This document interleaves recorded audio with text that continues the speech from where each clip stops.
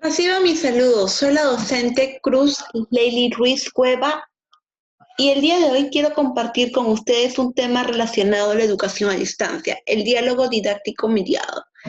La teoría del diálogo didáctico mediado basa su propuesta en el diálogo a través de los medios que cuando se trata de los materiales descansan en el autoestudio y cuando se trata de las vías de comunicación en el refuerzo que desde la institución a través de la tutoría se hace para el logro de los objetivos de aprendizaje. Realmente la base de la educación a distancia, su rasgo más destacado, a diferenciarla de la modalidad presencial, es su característica de la comunicación mediada entre docentes y alumnos, según Garrison. Así tenemos que la enseñanza a distancia se basa en diálogo didáctico mediado entre profesor u organización que tutelen y el estudiante que separado física de aquel aprende de forma independiente y flexible. Según García Aretio, en su teoría expuesta sobre el modelo didáctico mediado, expresa que este se basa en 4 componentes en los cuales está inmersa la institución: el docente, quien realiza la acción de orientador o guía del aprendizaje; el estudiante, quien recibe el aprendizaje para transformarlo en enseñanza; el material, que son los contenidos adoptados de acuerdo a la realidad del estudiante; y las vías de comunicación a través de los medios tecnológicos con los que cuente tanto el docente como el estudiante. ¿Cuáles son los componentes del diálogo didáctico mediado? Aquí tenemos los 4.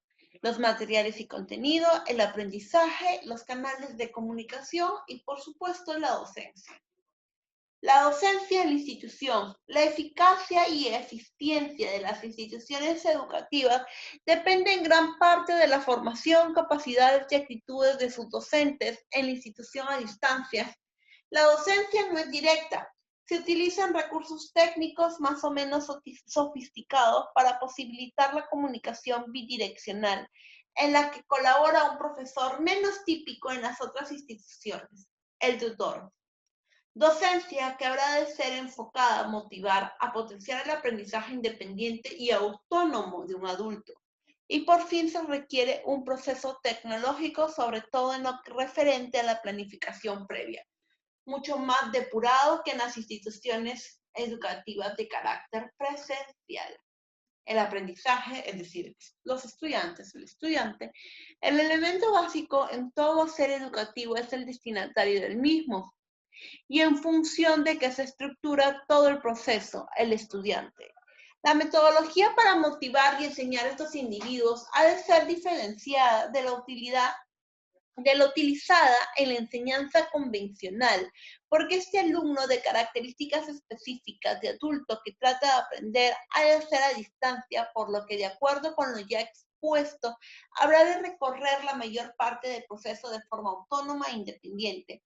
Esto potenciará precisamente su capacidad para aprender por sí mismo y su autonomía a la hora de marcarse metas a largo, medio y corto plazo, además de obligar a ese aprendizaje en solitario y autónomo, que a la vez propiciará la independencia y autodidactismo en futuras adquisiciones.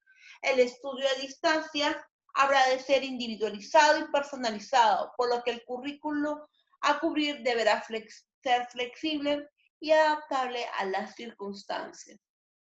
¿Cómo se relacionan los dos componentes con el marco teórico de la educación a distancia?